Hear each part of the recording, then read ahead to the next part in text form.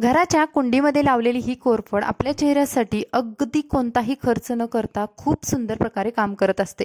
तर ते कसं चला पाहूयात. नमस्कार, पुन्हा एकदा स्वाती स्टाईलमध्ये मनापासून स्वागत. चेहऱ्यावरती येणाऱ्या वेगवेगळ्या समस्यांसाठी कोरफड कशी वापरावी हे आपण बघणार आहोत. आता बघा, इथे माझ्या घराच्या कुंडीमध्ये एक कोरफड आहे. तर तिचं मोठं पान न घेता अगदी छोटासा भाग मी कापून घेतलेला आहे.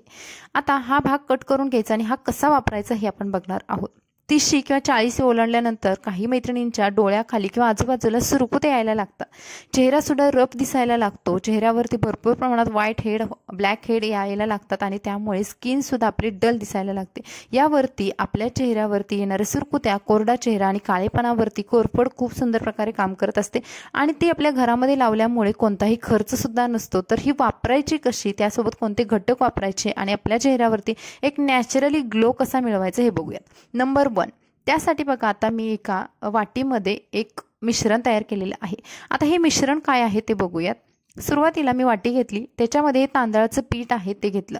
आता तांदळाचं पीठ मी चाळणीने, चहाची जी चाळण आहे त्याने गाळून घेतलेलं आहे आणि तुम्ही बघाल असं रवाळ मिश्रण करायचं आहे. तांदळाचं अगदीच मऊ पीठ घ्यायचं नाही किंवा खूप खरबरीत घ्यायचं नाही, कारण थंडीचा महिना चालू असल्यामुळे आपल्याला जास्त खरबरीत पीठ घ्यायचं नाही. कच्चं दूध घ्यायचं आहे. आता इथं गोकुळचं मी कच्चं दूध घेतलेलं आहे. 1 किंवा 2 चमचे घ्यायचं, म्हणजे मिश्रण आपल्याला थोडंसं हलकंसं पातळ होईल ह्या हिशोबाने घ्यायचं. मी तुम्हाला दाखवलेलं आहे याची कन्सिस्टन्सी कशी ठेवायची आहे.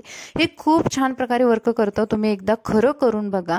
तुमच्या चेहऱ्यावरती आलेले ब्लॅक हेड, व्हाईट हेड आहेत ते बऱ्याच प्रमाणात कमी होतात याने. आणि जेव्हा थंडीमध्ये आपण वेगवेगळे स्क्रब वापरत असतो त्यामुळे स्किन ड्राय सुद्धा पडण्याचे चान्सेस असतात.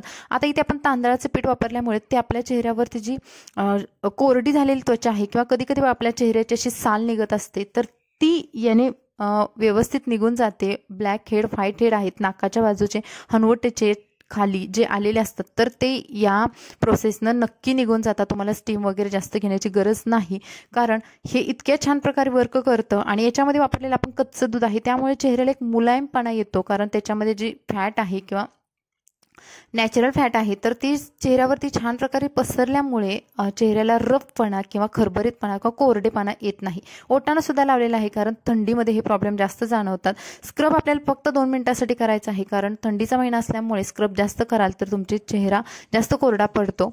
आणि इथे आपल्याला हा चेहरा आहे ते छान प्रकारे स्वच्छ धुवून घ्यायचा आहे. फक्त 2च मिनिट मी स्क्रब केलेलं आहे आणि त्यानंतर चेहरा धुवून घेतला.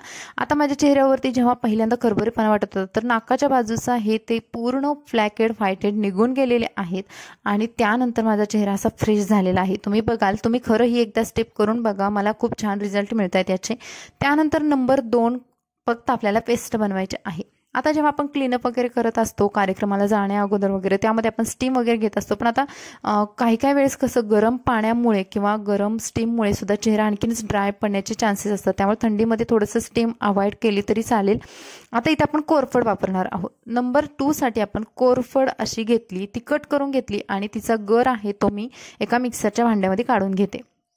आता या प्रोसेसला आपल्याला हार्डली 1 ते 2 मिनिट सुद्धा लागत नाहीत आणि शिवाय ही फुकट होणारी प्रोसेस आहे, त्यामुळे आपल्याला खर्च नसल्यामुळे सुद्धा आणखीनच बेस्ट आहे. नॅचरल प्रोडक्ट वापरतोय. आणि त्यानंतर ही कोरफड आहे ती मी मिक्सरच्या भांड्यामध्ये पिसून घेतली आणि हिचं बघा असं पातळस असं एक पेस्ट तयार केलेली आहे. आता इथे पुन्हा एक वाटी घेतली, त्याच्यामध्ये बेसन पीठ घेतलं. आता बऱ्याचशा तुम्ही फेशियल किंवा क्लीनअपच्या व्हिडिओमध्ये बघितलं असेल, बेसन पीठ वापरलं जातं जे की चेहऱ्यासाठी खूप छान आहे. त्याच्यामध्ये मध वापरलेला आहे आणि ही कोरफड आहे ती मी थोडीशी 1 ते 1.5 चमचा वापरलेली आहे आणि त्यामध्ये ग्लिसरीन टाकलेलं आहे. आता ही ग्लिसरीन वगैरे चेहऱ्यासाठी खूप सॉफ्ट बनवत असतं, कारण थंडीच्या महिन्यामध्ये बऱ्या प्रमाणात स्किन ड्राय होते आणि ग्लिसरीन किंवा ह्याच्यामध्ये वापरलेला मध आहे त्याने आपल्या चेहऱ्यावरती छान प्रकारे मॉइश्चरायझर राहतं किंवा चेहरा एकदम तुकतुकीत राहतो. त्याच्यामध्ये चिमूटभर हळद सुद्धा टाकली की जे आपल्या चेहऱ्याला इन्फेक्शन झालेलं असतं किंवा चेहऱ्यावरती जे काही पिंपल्स आलेले असतात तर हे हळद अँटीसेप्टिक असल्यामुळे ती छान प्रकारे ह्या इन्फेक्शनना किंवा पिंपल्सना कमी करण्याचं काम करते. ही पेस्ट चेहऱ्यावरती लावून घ्यायची आणि छान प्रकारे 10 ते 15 मिनिटांसाठी ठेवायची आहे. पेस्ट लावून तुम्ही वेगवेगळी कामं करू शकता, कारण आपल्याला तेवढा जर टाईम नसेल तुम्हाला अगदी सुकवण्यासाठी तर चेहऱ्याला लावली आणि तुम्ही छान प्रकारे बसू शकता. ह्यामध्ये वापरलेले जे घटक आहेत ते चेहऱ्यासाठी खूप छान आहेत आणि याचे साईड इफेक्टसुद्धा नसतात. नॅचरल प्रॉडक्ट्सचे रिझल्ट थोडे जरी लेट येत असतील पण याचे साईड इफेक्ट होत नसल्यामुळे हे वापरायला खूप उपयोगी आहे। आता उरलेली जी पेस्ट होती ती सुद्धा मी माझ्या हाताला लावून घेतली वाया न घालवता आणि हाताला असं छान प्रकारे मसाज दिलेला आहे। हाच मसाज तुम्ही चेहऱ्याला सुद्धा देऊ शकता। तुम्हाला जर छान प्रकारे आणखी ग्लो हवा असेल, जे कोपरे काळे झालेले असतात त्यांना सुद्धा छान प्रकारे मसाज केला। आता कधी कधी बघा आपल्या जे हातावरती टॅन वगैरे झालेले असते, तर एक काम करायचं की ही पेस्ट आहे ती हातावरती एक 5 ते 10 मिनिटासाठी कंटिन्यू चोळत राहायचं आहे। त्यानंतर तुम्हाला बघा हातावरती उजळपणा सुद्धा नक्की जाणवेल आणि कार्यक्रमासाठी तुम्ही जर अगोदर 15-20 मिनिटं जरी ही स्टेप आहे किंवा हे क्लीनअप आहे जरी केलं तरी सुद्धा तुम्हाला त्याचे छान रिझल्ट मिळतात। चेहरा खूप सॉफ्ट होतो, मुलायम होतो। आपण जे कच्चं दूध वापरलं होतं त्यामुळे चेहऱ्यावरती छान प्रकारे ग्लो सुद्धा येतो। तुम्ही बघाल चेहऱ्यामध्ये फरक दिसतो आणि आपली स्किन जेव्हा फ्रेश दिसते त्यावेळेस आपल्याला एक वेगळ्या लेवलचा कॉन्फिडन्स सुद्धा येत असतो। आता जेव्हा हे क्लीनअप होतं त्यावेळेस तुम्हाला आणखी एक एक्स्ट्रा स्टेप करायचे आहे, ते म्हणजे मॉइश्चरायझर घ्यायचं, जे पण तुमचं फेवरेट आहे। पॉन्ड्स इथं वापरलेलं आहे। बऱ्याचशा मैत्रिणींना मॉइश्चरायझर कोणतं वापरायचं हा जर प्रश्न असेल तर तुम्ही सेटाफिलचं घ्या, खूप सुंदर आहे मॉइश्चरायझर। माझं त्यावेळेस आलं नव्हतं, मी ऑनलाईन मागवलेलं आहे पण अजून ते पोहोचलेलं नाही, त्यामुळे मी पाऊंडचं जे मी यूज करत असते आधीमध्ये तर ते वापरलं आणि छान प्रकारे चेहऱ्यामध्ये मुरू द्यायचं आहे, म्हणजे आपल्याला ॲब्झॉर्ब होऊ द्यायचं आहे चेहऱ्यामध्ये।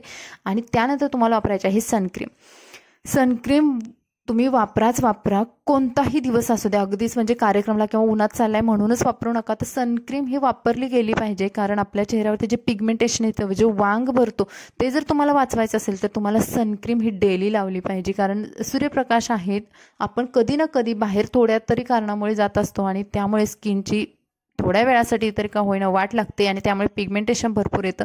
तर हे करू नका, तुम्ही सनक्रीम हे वापरायला चालू करा आजपासून।